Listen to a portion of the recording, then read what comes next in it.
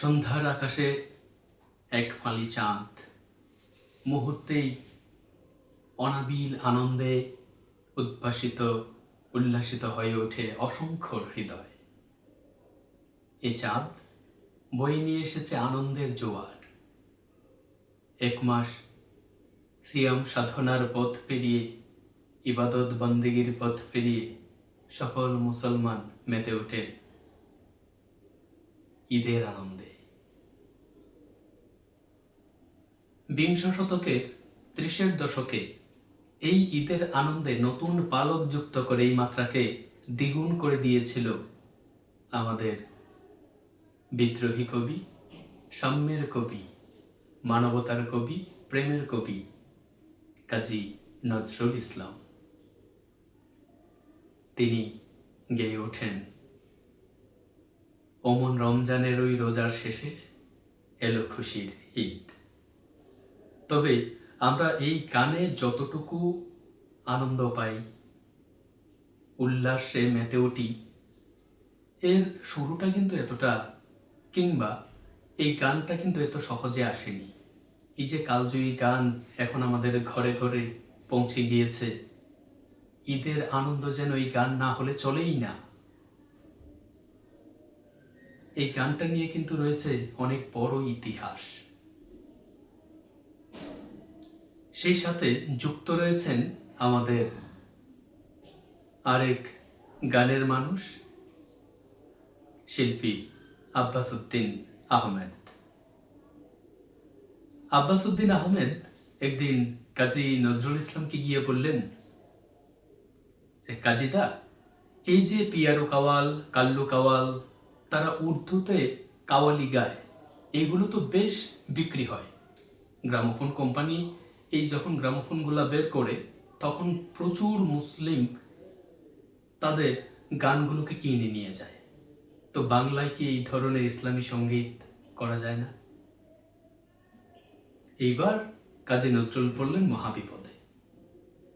তিনিও মনে মনে চাইতেন যে বাংলায় ইসলামী সঙ্গীত আসুক, কিন্তু সময়টা ছিল, আপনি হয়তো ভাবতেই পারছেন, 1930 তৎকালীন সমাজ ব্যবস্থায়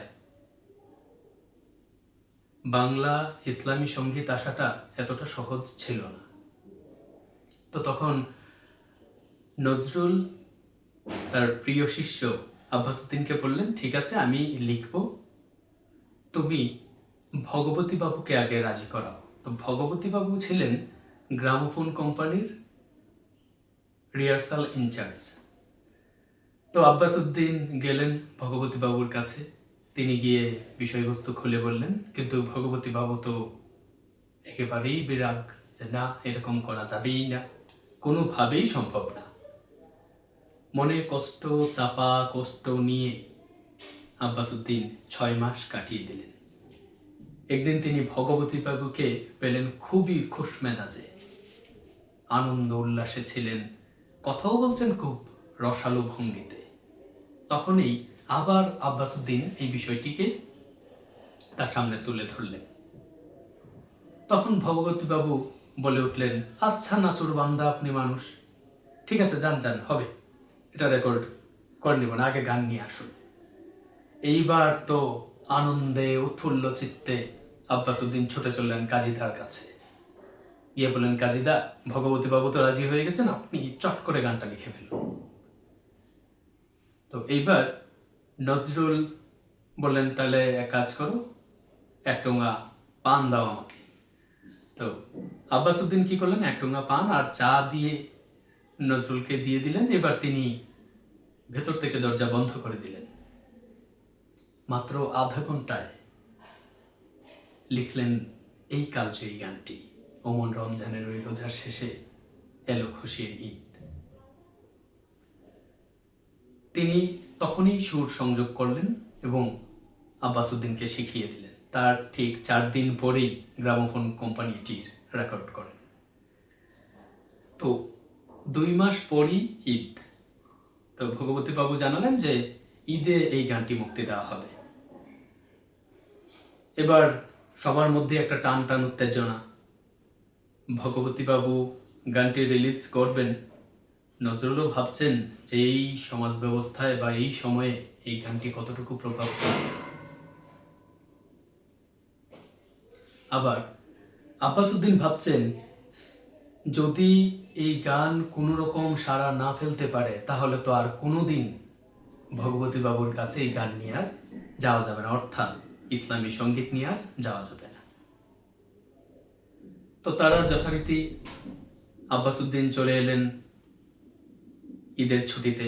ঈদের ছুটি কাটিয়ে যখন তিনি অফিসে গেলেন, এবার ট্রামে চড়ে অফিসে যাচ্ছিলেন, ওইখানেই পাশেই একটা বালক গুনগুন করে গাইছিলেন, ওমন রমজানের ওই রোজার শেষে এলো খুশির ঈদ। এইবার তিনি অফিস থেকে মাঠের কোণে গেলেন, ওইখানেও গিয়ে শুনলেন এই গানটি গুনগুন করে গাইছে। এইভাবে শুনলেন, প্রত্যেক জায়গাতেই যাচ্ছেন সেখানেই শুনতে পাচ্ছেন। অর্থাৎ আমরা এখন যেটাকে বলি ভাইরাল, ওই সময় গানটি সবার মনে মনে, সবার কানে কানে, সবার মুখে মুখে রটে গিয়েছিল। এই আনন্দে আব্বাস উদ্দিন কাজীদার কাছে গেলেন। কাজীদা তো তাকে পেয়ে জড়িয়ে ধরলেন, আব্বাস তোমার গান তো হিট হয়ে গেল। তারপর এই বাংলায় যদি আপনারা খেয়াল করে থাকেন, ওমন রমজানের ওই রোজার শেষে এলো খুশির ঈদ, এই গানটি বহুল প্রচার এবং প্রসারতা দিকপাল যারা বাচ্চে, সেটি হচ্ছে বাংলাদেশ টেলিভিশন এবং বাংলাদেশ বেতার।